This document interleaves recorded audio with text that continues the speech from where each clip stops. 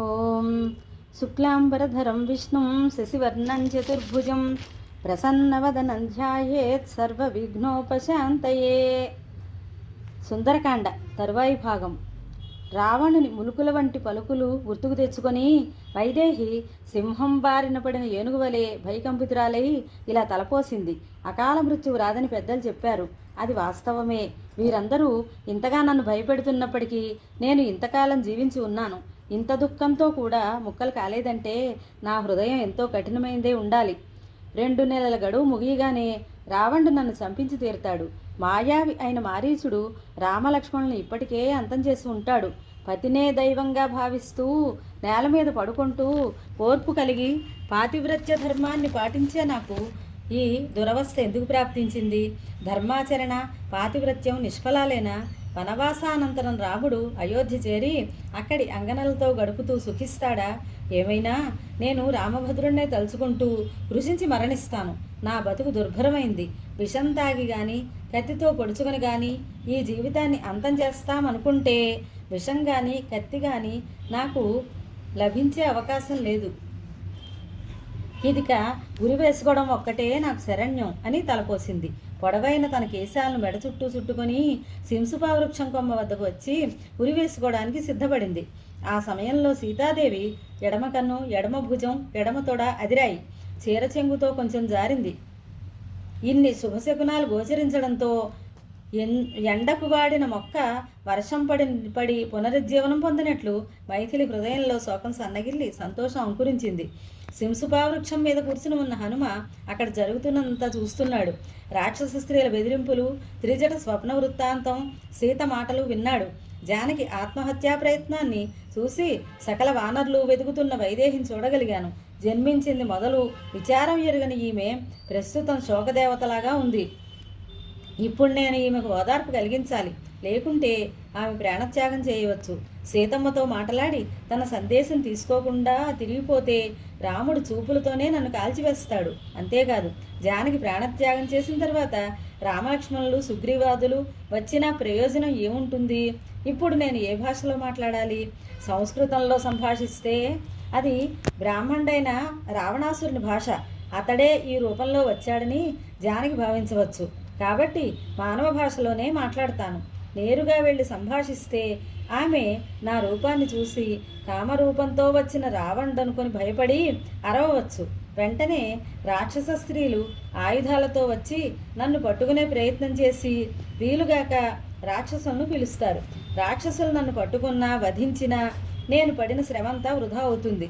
ఇక్కడికి వచ్చి రామకార్యం నెరవేర్చగలవాడు మరొకడు లేడు. కానీ ఇప్పుడు మాట్లాడకపోతే సీతాదేవి ప్రాణాలు వదులుతుంది. దూత అవివేకైతే సిద్ధించవలసిన కార్యాలు కూడా చెడిపోతాయని పెద్దలు అంటూ ఉంటారు. అయితే ఏం మాట్లాడాలి?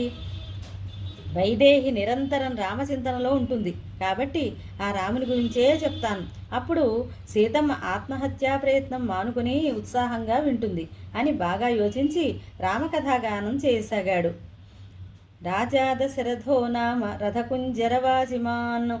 రథాలు, గజాలు, అశ్వాలతో కూడిన దశరథ మహారాజు అయోధ్యకు ప్రభువు. ఆయన జ్యేష్ఠపుత్రుడు రాముడు సదాచారపరాయణుడు, ఆశ్రిత వత్సలుడు, సకల జీవులను రక్షించే దీక్ష కలవాడు, సత్యసంధుడు. రాఘవుడు పితృవాక్య పరిపాలన కోసం దండకారణ్యానికి వచ్చాడు. అక్కడ జనస్థానంలో ఖరదూషణాదులను వధించాడు.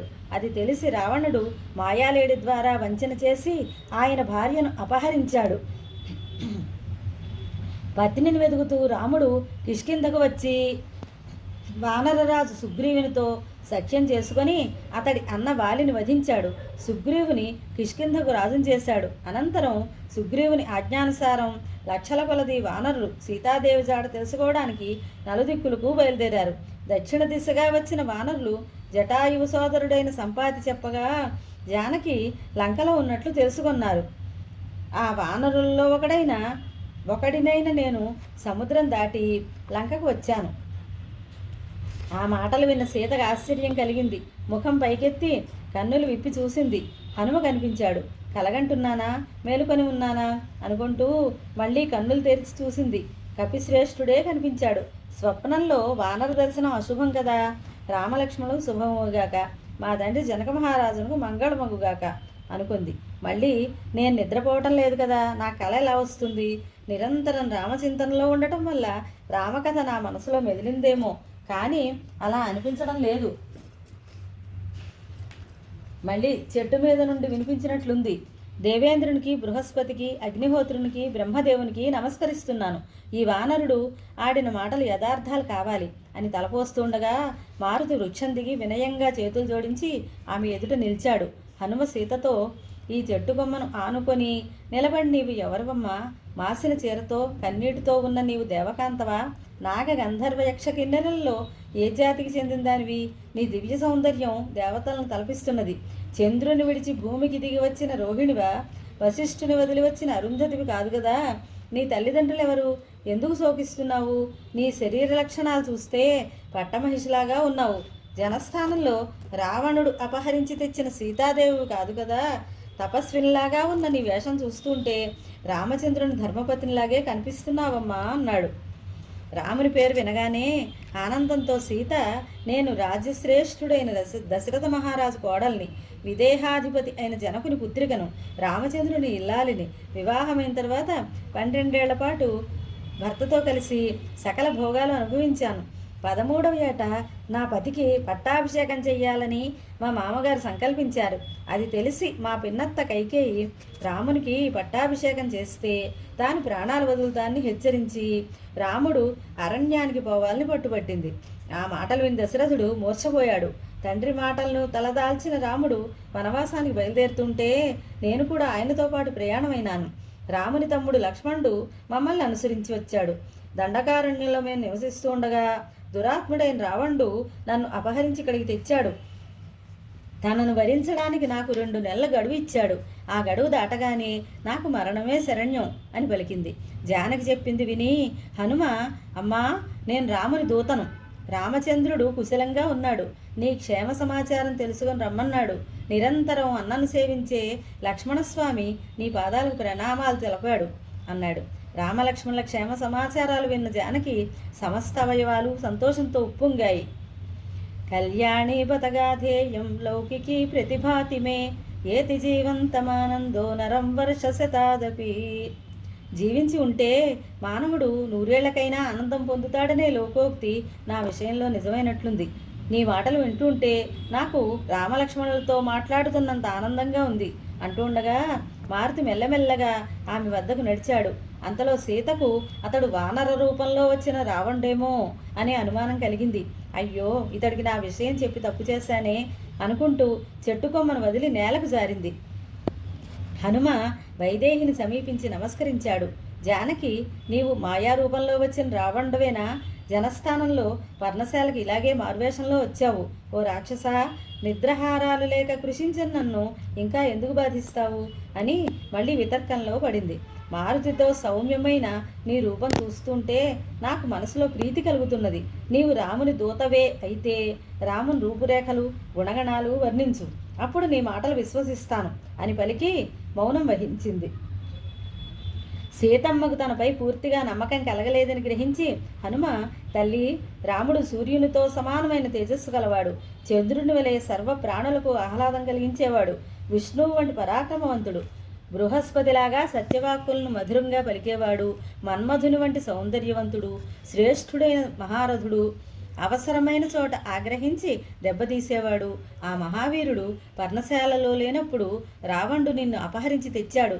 దానికి అతడు కొద్ది రోజుల్లోనే ఫలితం అనుభవిస్తాడు.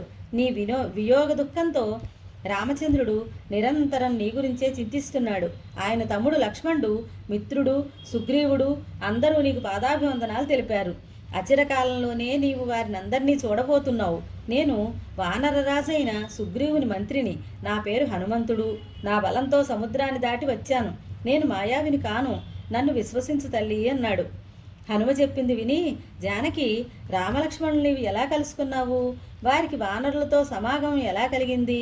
నీకు రామలక్ష్మణులు బాగా తెలిసి ఉంటే వారి శరీర లక్షణాలు, స్వరూప స్వభావాలు వివరించు అని అడిగింది. సత్యవాది మధుర వాగ్దేవో వాచస్పతిర్యథ రూపవాన్ సుభగ శ్రీమాన్ కందర్ప ఇవ మూర్తిమాన్. రాముడు కరుణాసముద్రుడు. బుద్ధిలో బృహస్పతి, కీర్తిలో దేవేంద్రునికి సమానుడు.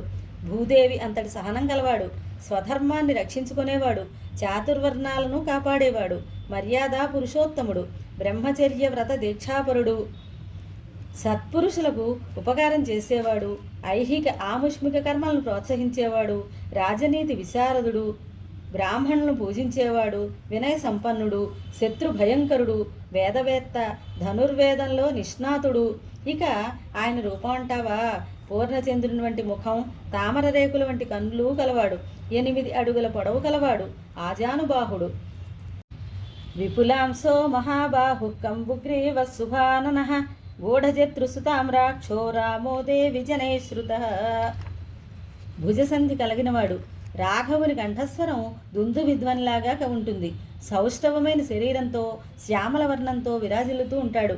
ఆయన తమ్ముడు లక్ష్మణుడు అన్ని విధాలా అన్నన్ను పోలి ఉంటాడు. కానీ రాముడు నీలమేఘశ్యాముడైతే లక్ష్మణుడు హోమాగ్ని వంటి ఛాయ కలిగినవాడు. ఆ సోదరులు నిన్ను వెతుకుతూ మమ్మల్ని కలిశారు. మా ప్రభువైన సుగ్రీవునికి రామునిపైకి మైత్రి కుదిరింది. సుగ్రీవుని అన్యాయంగా వెళ్ళగొట్టి ఆయన భార్యను చేపట్టిన వాలిని సంహరించి రాఘవుడు సుగ్రీవుని కిష్కింధకు రాజును చేశాడు. నీవు దగ్గర లేక నీ భర్త వియోగంతో తప్పిస్తున్నాడు. నీకోసం లంకంతా వెతికి నిన్ను ఇక్కడ చూశాను. నేను తిరిగిపోయిన వెంటనే రామలక్ష్మణులు వానరసేనతో ఇక్కడికి వచ్చి లంకను ధ్వంసం చేసి రావణ్ణి హతమారుస్తారు అన్నాడు. అప్పటికి పూర్తి నమ్మకం కలిగిన సీత ముఖం రాహువు విడిచిన చంద్రబింబల్లాగా ప్రకాశించింది. అప్పుడు మారుతి రాముడు తనకు ఆనవాలుగా ఇచ్చిన రామనామాంకితమైన అంగుళీయకాన్ని జానకికి అందించాడు. ఆమె కష్టాలన్నీ తీరి సుఖాలు సంప్రాప్తించే రోజులు త్వరలోనే వస్తాయని ఓదార్చాడు. అంగుళీయకాన్ని చూసిన సీత రామచంద్రుడే తన వద్దకు వచ్చినంతగా సంతోషించింది. సుందరే సుందరో రామ సుందరే సుందరీ కథ, సుందరే సుందరీ సీత, సుందరే సుందరం వనం, సుందరే సుందరం కావ్యం, సుందరే సుందరః కపిః, సుందరే సుందరం మంత్రం, సుందరే కిం న సుందరం.